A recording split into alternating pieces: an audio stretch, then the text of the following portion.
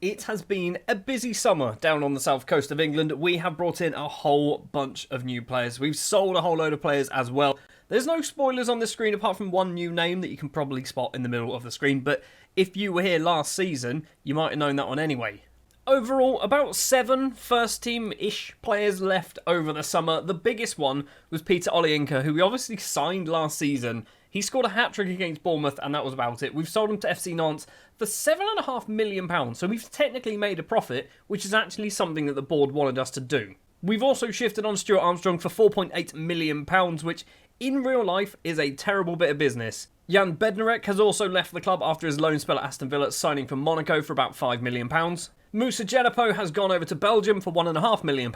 And Matthias Liss and Alex McCarthy have also both left the club. Liss for about £500,000, McCarthy for pennies, like 50k. Joining the club then, we're going to talk about 9 players that have joined the club. I think there's actually 14 or so. Odilian Kasunu. He has joined from Bayer over in Germany. He's not cost a massive amount of money, £8 million, considering Bayer paid $19 million for him. I think this is a very good signing. Only 22 years of age. Ivory Coast International as well. 6'3" with 17 jumping reach. This is a very Southampton signing. We've also picked up Dujon Sterling on a free transfer after he was released by Chelsea, I think he was released by. Yeah, so he spent the season out on loan playing for Stoke and also a season before that playing for Blackpool. So he's got championship experience. He's still only 23 years of age, will be 24 soon. He's not going to be playing a lot of football for us, but he gives us another option who can play in multiple positions. Signed from recently relegated Nottingham Forest, Ryan Yates has cost us £6 million, which is arguably a little bit steep for a backup player. He is going to be the backup to James Ward-Prowse. And I know what you're thinking, he's nothing like him, and you're right. But he's going to be playing in that role when Ward-Prowse is unavailable, unfit, sent off, that kind of thing. Rafa Marin is a 21-year-old Spanish centre-back signed from Real Madrid. He was released on a free. We picked him up. I think there's some potential there. Probably won't see a huge amount of him. Gianluca Frabotta is a 24-year-old Italian left-back, formerly of Juve. I think that's where we've technically signed him from. Previously as well at Verona and Frosinone, could be the name, I'm not quite sure. He's cost us £1.2 million. He's not going to get any better than what he currently is, but he gives us another option in that left-back position. Ishaku Abdul Fatawu is next up, signed from Sporting, played previously in his native Ghana for Dreams FC, Steadfast FC as well. He's currently out on loan at Oxford in League One, which I think is probably a bit too low for his ability. He's not cost a huge amount, £1.2 million, I think £2 million potentially, apparently. Yeah, he's gone out on loan, playing for Oxford, going to get a season under his belt. I think he's a very good footballer. 15 free kicks might be giving James Ward-Prowse a bit of a run for his money at some point. Marco Livaja is next up, and he is one of our main signings. We've arguably got 3 main signings. Livaja is one of them. He is our new number 1 striker. He had a superb season in game and in real life, apparently, the previous season. 24 goals last season in game, 28 the previous season in real life.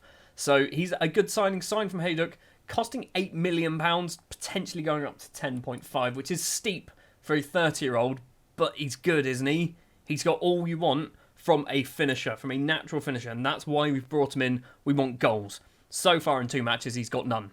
Next up is Brian Brobby, signed from Ajax, formerly apparently of Leipzig as well, had a bit of a loan spell there. Spent £12 million on him, which is actually, I mean, that's a good bit of business, right? That's a decent player, playing on that left-hand side. He is going to be ahead of Adam Armstrong, because Armstrong, as we saw from last season, he gets in the positions but doesn't score the goals. I'm hoping Brobby can get in the positions and actually do something there. And finally, Youssoufa Moukoko, signed on loan from Borussia Dortmund. So, this was a deadline day deal. He was loan listed. They've not really played him at all. We're not paying a lot of money for him in the grand scheme of things. £850,000. He's going to potentially cost us $50 million if we want to sign him. Let's face it, we probably don't want to sign him for £50 million. It's too much money. But to have Moukoko for a season on loan, and it's costing us like £1.2 million, I think, in total. Something stupid like that. It's not a lot of money. And I just could not pass up on this deal. And it means Livaja might not actually be our lead striker for the season. So far, Moukoko has yet to play because, like I said, signed on deadline day. He will be getting his debut against Aston Villa later on in today's episode. That's not all the transfers. We've also got some youngsters brought in from various clubs around the Premier League. Henry Cartwright, Jaden Williams, Tino Kwamina and Brandon Bryan Waugh could be his name. I don't know how to pronounce it, but we did need to get somebody in with a double-barreled name. And also anyone else? Oh, Ethan Brierley as well from Rochdale. Let's have a quick look at him because he's cost some money. He's 19 years old and he's going to be a future James Ward-Prowse, I guess. And after all of that business, the window has closed. This is so far how the season has started. It's been very, very good. A 2-0 win against Everton, a 2-0 win against newly promoted Burnley, Lavia, Diallo, James Ward-Prowse and Mohamed Salisu all on the score sheet. It does mean that we are sat second in the table, but it's very early days. Also, you've probably spotted Europa League has been drawn. It's Augsburg, it's Dynamo, and it is Rapid Vienna. That is a difficult group. If you ask me, that is a very difficult group, but I think we should be good enough to get out of that group. And just to give you a quick rundown of the squad before we play our first match, but potentially our only match of the episode, I think, because I've waffled on quite a lot. This is our squad for the season. So 3 goalkeepers, Bycroft, Bazunu and Omlin. Omlin will be our number 1. It's Livramento and Walker-Peters as our right backs. 2 very good right backs. Perrault and Frabotta as our left backs. 2 very good left backs. Duja, Chileta Sarr, Saliso, Bella Kotchap and Kasunu as our centre-backs. Rafa Marin on the fringes, probably won't get too many games there. As the DLPs, Ward-Prowse and Yates, as mentioned, we've still got Onyeka, we've got Smallbone back. Thierry Small as a box-to-box midfielder, hear me out, it might work. Lavia and Diallo as the Carrilleros.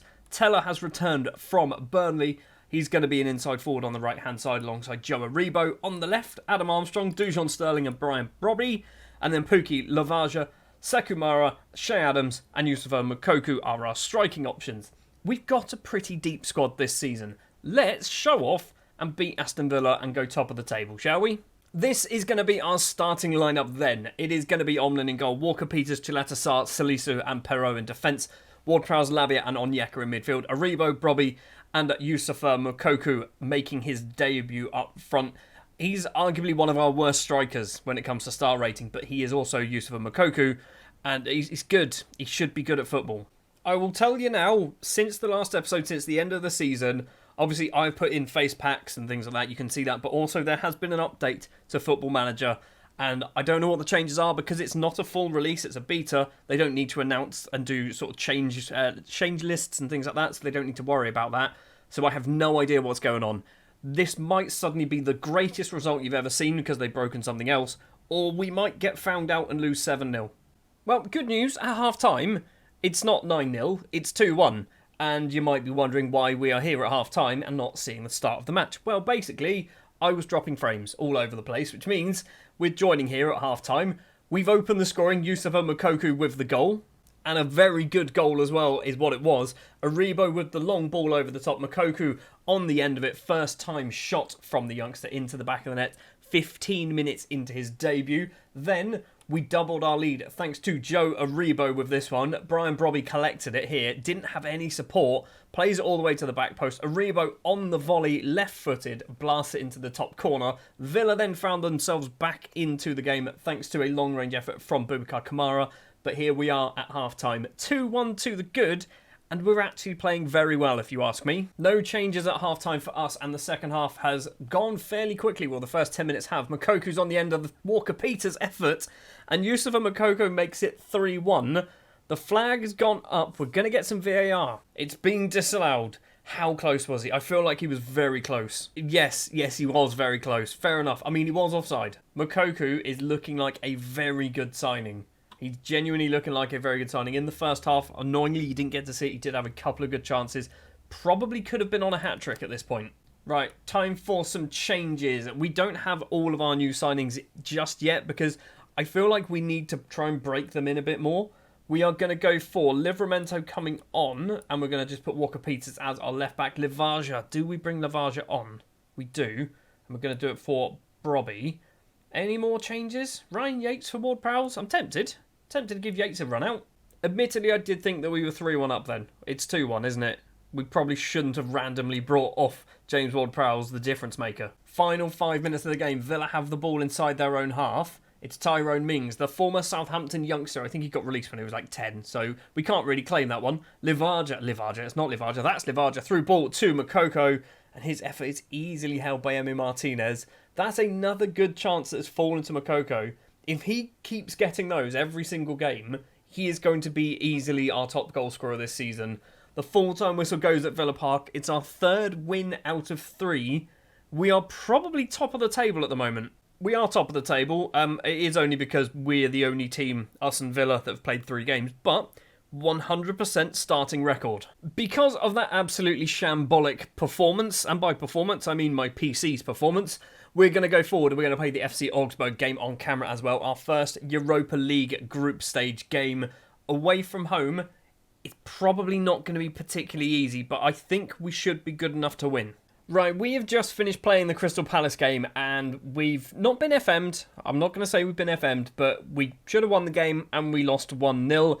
Moukoko was not very good in this one, getting a 6.3. I imagine he probably had some of the 14 shots, and that is why his rating is pretty low. We were the better side throughout the entire game, and they annoyingly won it. And that result as well does mean that Crystal Palace leapfrog over us into 2nd place in the table. We were top after the 3rd round of fixtures. Man City, I believe, weren't playing. So that's why we stayed top after the Saturday or Sunday matches. And then Man City, obviously, they won their next 2 games, just about beating Man United 1-0. So they are on a 100% record. We haven't got that anymore. So match number 2 of the episode then. FC Augsburg from Germany in the Europa League with the fancy new Europa League graphics, which we're not going to hear the music because copyright and all that jazz. But just imagine, sing it in your head. What is the song for the Europa League? Doesn't matter. Anyway, in goal is going to be Jonas Omlin, Walker-Peters, Chileta Sarr, Salisu and Perro in defence, Ward-Prowse, Lavia, Onyeka, Aribo, Brobby and Moukoko up front. I think this is unchanged from the match we saw on camera against Villa. We did a lot of changes for the Palace game, which clearly didn't work. So here we see the new Europa League graphics, and apparently no Saints fans decided to attend. Or is that stand just empty for some reason? It's great and all, it's nice and immersive, but it's a bit odd that it's only for sort of Europa League and things like that. It would be nice if you could do somehow, I know licensing's a problem, but do something like this for Premier League games. This looks fancy, doesn't it? This looks quite fancy with the 3D kits that I've downloaded and installed. And the big Europa League circle icon in the background with lots of people ready to go. 10 minutes played then in Germany, and so far we're having some shots. Not seeing many highlights. Walker-Peters with the throw. Lavia gets it back to Walker-Peters in towards Brobby, but he heads over the bar of the German keeper. I say German keeper, the German team's keeper. Elsewhere, Rapid Vienna have taken the lead against Dinamo, so they move to the top of the group. Augsburg do have the ball, though, coming forward down the right-hand side. Framberger with an injury to him, so that's probably a player who's going to get subbed off very soon. Moukokou's nicked this ball away, and surely he must score. And Youssoufa Moukoko does score his 2nd goal of the season. Moukoko is good. When he's on his game, he is very good, and I feel like most people know that. Free kick for Augsburg in a very good position towards Reece Oxford at the back post. And actually, it's Florian Niederlechner. Could be his name. It's 1-1. Walker-Peters with a throw for us. I mean, most highlights seem to start in that position for us.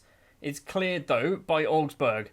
Niederlechner with the ball. Lavia with a good slide to steal it off him. But then Walker-Peters just gives it back. What are we doing? That's just a weird bit of football so far. And now Onyeka tries to nick it and can't manage it, but Brobby threw a ball towards Moukoko and can't get anywhere near it. And Augsburg possibly going to start a counter-attack then. Down towards that left-hand side. Iago's going to go for a run. 2 players in front of him though.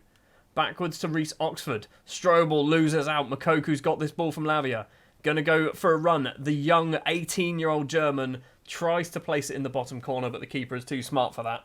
Augsburg have had 1 shot on target and scored it. We've had 5, and we've scored 1 goal so far. This is going to be one of those days, isn't it? It's going to be one of those days like against Palace where we're having all the chances and not scoring the goals. Brobby needs to keep hold of that ball and does so. Onyeka had some interest from Bayern for Onyeka in the summer.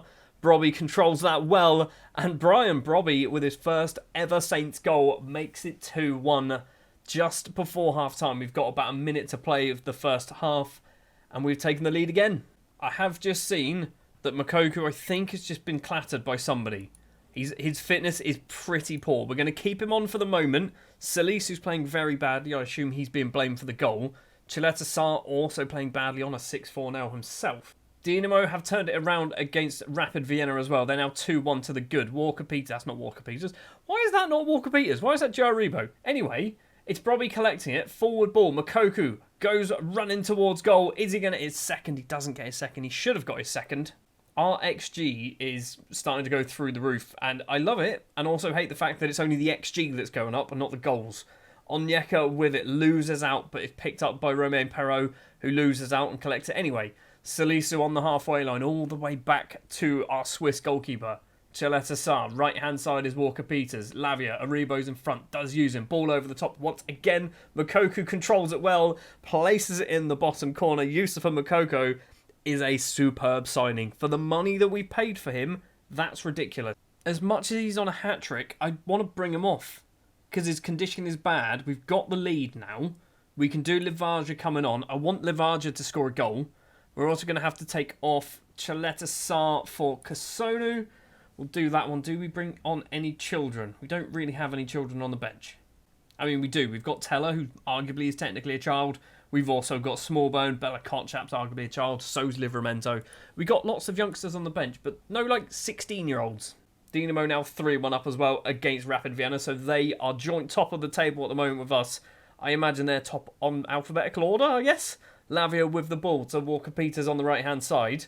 I want Livaja to score a goal. That's what I need. Down the line, Joe Aribo collects it in the penalty area. Cuts inside, goes for goal himself, the greedy bugger. He makes it 4-1, his fourth goal of the season. It looks like wingers are starting to perform, which is a problem that I had before the patch. I say before the patch. There was an update before this episode was recorded, and I don't know what it changed, but it seems to have changed our wingers a bit. I don't know how many subs we get in the Europa League, so we're going to go and do some more changes. We're going to do Bella Kotchap for Salisu. Let's see whether we're able to do any more. Diallo can come on as well. I want to bring on... Do we bring on Teller? Let's bring on Teller as well. Can we do that? We can do 5 substitutions. So Nathan Teller is going to come on in the Europa League. We are 4-1 up away from home. We have been the better side by a fair distance as well. Can we make it 5? No, we can't make it 5, but a 4-1 away win is very, very good. It should have been 4-0.